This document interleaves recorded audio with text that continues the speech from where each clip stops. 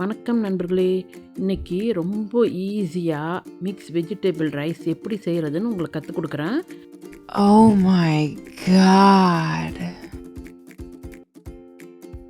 இங்கே பாருங்கள், எவ்வளோ சூப்பராக இருக்குது பாருங்கள். ரைஸ்லாம் பொல பொலன்னு வந்திருக்கு பாருங்கள்.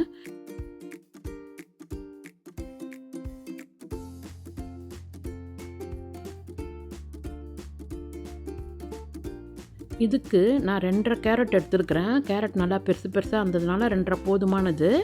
அதை நல்லா கழுவிட்டு அதுக்கப்புறம் தோல் சீவிட்டு இந்த மாதிரி கட் பண்ணி வச்சுக்கோங்க.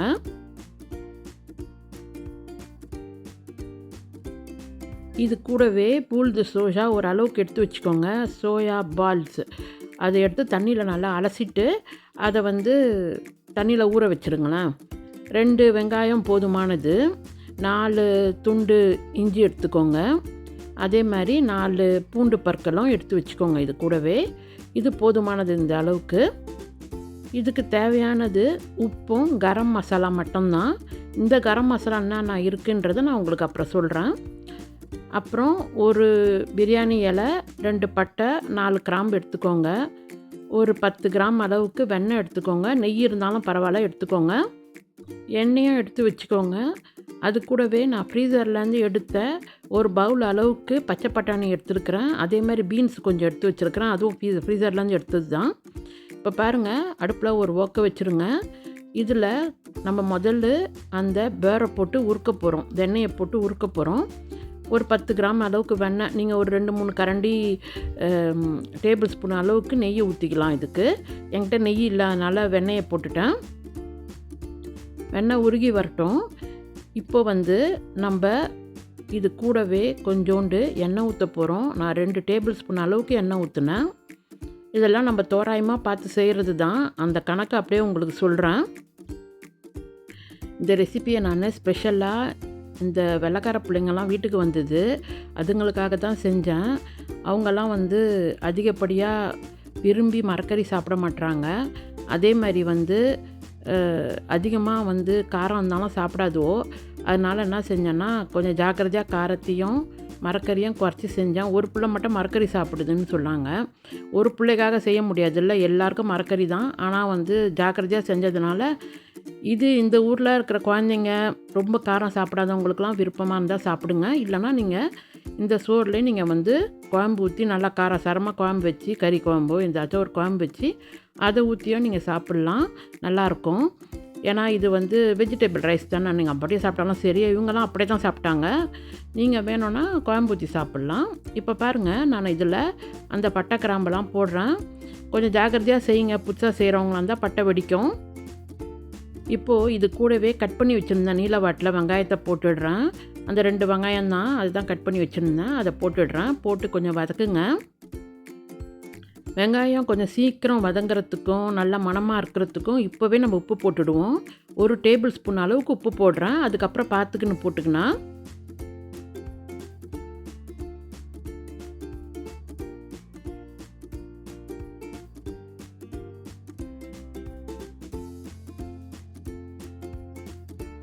இப்போ அந்த இஞ்சியும் பூண்டையும் நல்லா அரைச்சி வச்சுருக்கிறேன். இந்த விழுதை போட்டுடுங்க. போட்டு அதையும் நல்லா கலந்து விடுங்க. இதுக்கு தக்காளிலாம் தேவை கிடையாது. அதனால் இதை மட்டும் நல்லா வதக்கிடுங்க. இதுக்கு நான் போட போகிற ஒரே ஒரு மசாலா கரம் மசாலா தான். அந்த கரம் மசாலா என்னென்ன இருக்குதுன்னு சொல்லிடுறேன். அதில் மல்லித்தூள், நச்சரகத்தூள், இஞ்சித்தூள், மிளகுத்தூள், சோம்புத்தூள், கிராம்பு, ஏலக்காய், நட்சத்திர சோம்பு, அப்புறம் ஜாதிக்காய் எல்லாமே இருக்குது. அதனால் 1 டீஸ்பூன் போதுமானது. இதில் இருக்கிற மிளகே இதுங்களுக்கு காரமாக இருக்கும். அதனால் ஒரே 1 டீஸ்பூன் தான் போட்டு இதை கலந்துடுறேன். அதனால் சோறும் பார்த்திங்கன்னா வெள்ளையாக இருக்கும். கலந்து இந்த மாதிரி கலராக இருக்காது. அழகாக இருந்தது பார்க்குறதுக்கு. டேஸ்ட்டாகவும் இருந்தது இந்த கரம் மசாலா. இந்த ரெசிபி ரொம்ப ஈஸியாக இருந்துச்சு. என்னை பொறுத்த வரைக்கும் அந்த கேரட் கட் பண்ண தான் எனக்கு ரொம்ப நேரம் ஆச்சு. இப்போது நம்ம அந்த கட் பண்ணி வச்சுருந்தோம்ல கேரட்டு, அதை அதில் போட்டுடுங்க. போட்டுட்டு ஒரு கிளறிட்டு அது கூடவே பீன்ஸையும் போட்டுட்டு அது கூடவே பச்சை பட்டாணியும் போட்டு எல்லாத்தையும் நல்லா கலந்துருங்க. தண்ணி ஊற்ற தேவையில்லை, இப்படியே வேகட்டும். எல்லாத்தையும் ஒரு கிளறிட்டு இது கூடவே அந்த சோயா பால் இருக்குல்ல, அதை நான் தண்ணியில் ஊற வச்சுருந்தேன். அந்த தண்ணியெல்லாம் நல்லா இருத்துருங்க. நல்லா கையால் அமுக்கிடுங்க. இந்த மாதிரி அமுக்கிட்டு அதை போட்டுடுங்களேன். இது வெந்து வந்ததுக்கப்புறம் பார்த்தீங்கன்னா, இந்த காய்கறியோட மணத்தையும், கரம் மசாலாவோட மணத்தையும் இது இழுத்துக்கிட்டு, அப்படியே கறி டேஸ்ட்லேயே இருக்கும். நல்லாயிருக்கும் சாப்பிட்றதுக்கு. நீங்க ட்ரை பண்ணி பாருங்க. நீங்க செஞ்சது இல்லன்னா ட்ரை பண்ணி பாருங்க. ஏன்னா, எங்க வீட்டுக்கு வந்த பிள்ளைங்கலாம் சாப்பிட்டது இல்லையா, அதான் ஃபர்ஸ்ட் டைம் சாப்பிட்டோம். ரொம்ப நல்லா இருக்குன்னுச்சுங்க. கறின்னே நெனச்சுக்கிச்சுங்க. இந்த மாரி பண்ணுங்க, நல்லாயிருக்கும். இப்போ மூடி போட்டு வேக வச்சுன்னா, நல்லா வேகணும்னு கிடையாது. அரை வெந்தா போதும். ஏன்னா, நம்ம அப்புறம் சோறு போட்டு வேக வைக்க போறோம்ல. இப்போ பாருங்க, இந்த கப்பில் நான் 2 1/2 கப்பு எடுத்துக்கிறேன். இதோட அளவு வந்து 1/2 கிலோ அரிசி.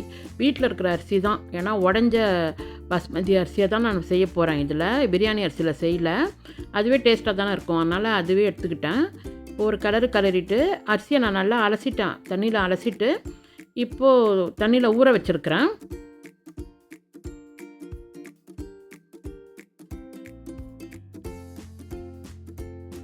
இப்போ தண்ணி எல்லாத்தையும் எடுத்துட்டு வெறும் அரிசி மட்டும் இது மேலே போட போகிறேன். போட்டுட்டு ஏன்னா தண்ணியை நம்ம அளந்து ஊற்ற போகிறோம். நான் 2 1/2 கப்பு 2 1/2 டம்ளர் அரிசிக்கு 3 டம்ளர் ஒண்டி தான் வந்து தண்ணி ஊற்ற போகிறேன். ஏன்னா தண்ணியை பார்த்துக்கிட்டு அப்புறம் சேர்த்துக்கினா ரொம்ப போட்டிங்கன்னா குழஞ்சிரும். இது நான்ஸ்டிக் பேன், அதனால் பயம் கிடையாது எனக்கு. கரெக்டாக 3 டம்ளர் தான் போட்டேன் தண்ணி. இப்போ பாருங்கள், ரொம்ப போட்டு அழுத்தி உடைக்கிற மாதிரி கிளற வேணாம். லைட்டாக அப்படியே அடியிலேருந்து எடுத்து மேலே விட்டிங்கன்னா சூப்பராக கலந்துரும். அப்பப்போ திறந்து கிளறிட்டு அப்பப்போ மூடி வைங்க.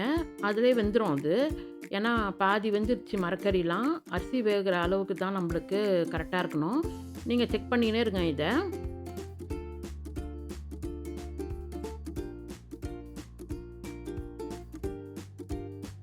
இப்போது டேஸ்ட் பண்ணி பார்த்ததில் உப்பு குறைஞ்சிச்சு. நான் வந்து 1 டேபிள் ஸ்பூன் போட்டேன்ல, இப்போது 1 டீஸ்பூன் அளவுக்கு உப்பு போடுறேன். இதெல்லாம் நம்ம பார்த்து செய்கிறது தான். நீங்கள் டேஸ்ட் பண்ணி பாருங்கள். உங்கள் வாய்க்கு ஒரு இது கரெக்டாக இருந்துச்சுன்னா அதோட விட்டுடுங்க. ஏன்னா நம்ம அரிசி போட்டதுனால அதுக்கு தேவைப்படும்ல, அதனால தான் 1 டீஸ்பூன் அளவுக்கு போட்டேன். இப்போது நான் வந்து புதினா கீரை கொஞ்சம் நசுக்கி போடுறேன். என்கிட்ட காய வச்சுருந்தேன். எங்கள் வீட்டு தோட்டத்து புதினா இது. வெயில் நாளில் நான் அதை எடுத்து நல்லா காய வச்சுப்பேன். அது எனக்கு குளிர் காலத்தில் உதவியாக இருக்கும். நான் வாங்க மாட்டேன். நீங்கள் ஃப்ரெஷ்ஷான புதினா இருந்துச்சுன்னா அதை போடுங்க, நல்லாயிருக்கும்.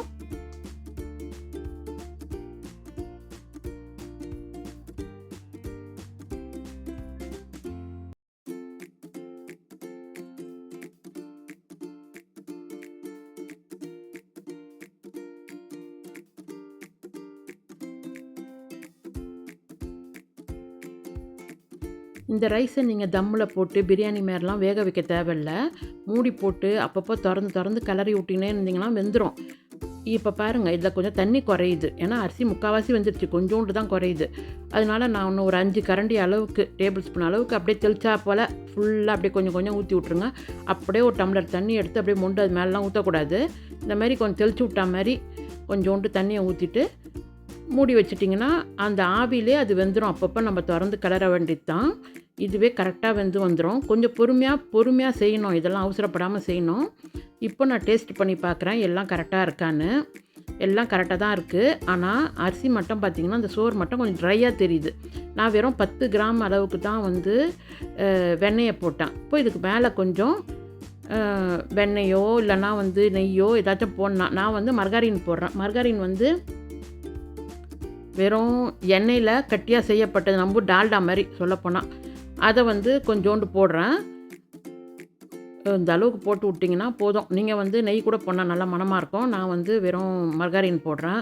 அதிகப்படியாக ஹெவியாக ஆக்கக்கூடாதுன்னு சொல்லிட்டு தான் அப்படி போடுறேன். இது நல்லா உருகி வரும். நம்ம மூடி விட்டாலுமே உருகிடும். இதை வந்து ரொம்ப ஈஸியாக செய்யணும்னு சொல்லிவிட்டு நீங்கள் வடித்த சோறு வச்சுருந்தீங்கன்னா அதை போட்டு இந்த மரக்கறியில் கலந்திங்கன்னா நல்லா இருக்காது. இதோட டேஸ்ட் அப்படியே அந்த சோறில் ஏறணும். அதனால் இப்படி செய்யுங்க, நல்லா டேஸ்ட்டாக இருக்கும். டிஃபன் பாக்ஸ்லாம் கட்டி கொடுக்கணுன்னா கூட நீங்கள் கட்டி கொடுக்கணும். பிள்ளைங்களுக்கும் சத்து தானே. இதில் போட்ட மரக்கறிலாம் நல்ல சத்தான மரக்கறி தானே. இந்த ஊரில் எங்களுக்கு எல்லாமே ஃப்ரெஷ்ஷாக கிடைக்காது ரொம்ப சீக்கிரம். சில பொருள்களை வந்து நாங்கள் ஃப்ரீசரில் வச்சு தான் எடுப்போம். அதுதான் நான் போட்டுக்கிறேன். அதுவே டேஸ்ட்டாக இருக்கும். ஏன்னா ஸ்பெஷலி பொருள் அதெல்லாம். அதனால் வந்து நீங்கள் அதுவே யூஸ் பண்ணுனா அதுவும் சத்தோடு தான் இருக்கும். அதனால் நான் அப்படி செஞ்சு எடுத்துட்டேன். நல்லா டேஸ்ட்டாக இருந்துச்சு.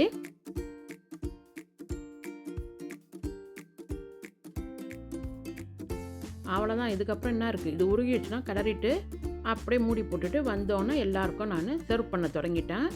அவ்வளோதான். ஈஸியான ரெசிபி இது. நீங்கள் உங்கள் வீட்டில் ட்ரை பண்ணி பாருங்கள். அதிகப்படியாக மரக்கறிலாம் பிடிக்காதவங்களுக்கு இது பிடிக்கும். நல்லாவே முடிஞ்சிருச்சு. எங்கள் வீட்டில் எல்லோரும் சாப்பிட்டு முடிச்சுட்டு போயிட்டாங்க. அதனால் நீங்கள் வந்து இதை ட்ரை பண்ணுங்கள் உங்கள் வீட்டில். உங்களுக்கு பிடிக்கும், ஈஸியாக செய்கிறது. அவ்வளோதான், இந்த ரெசிபி இதோடு முடியுது. இதுக்கப்புறம் வேறு ஒரு ரெசிப்பியில் நான் உங்களை சந்திக்கிறேன். மறக்காமல் லைக் பண்ணுங்கள், ஷேர் பண்ணுங்கள். சப்ஸ்கிரைப் பண்ணாமல் பார்க்குறவங்க சப்ஸ்கிரைப் பண்ணி பாருங்கள். மீண்டும் சந்திப்போம் நண்பர்களே. நன்றி, வணக்கம்.